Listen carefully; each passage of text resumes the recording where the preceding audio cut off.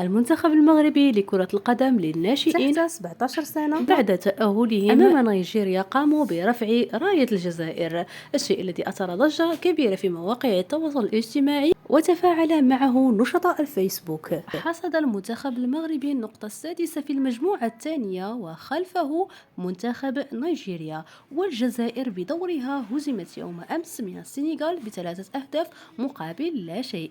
وإذا صعد المغرب بالمركز الأول والجزائر بالمركز الثاني في المجموعة الأولى، يتواجه المنتخبين معا في ديربي مغاربي كبير ومنتظر. هنيئا لأشبال الأطلس على هذا الانتصار وكل التوفيق لهم. لا تنسوا الإعجاب بالفيديو والاشتراك في القناة ليصلكم كل جديد.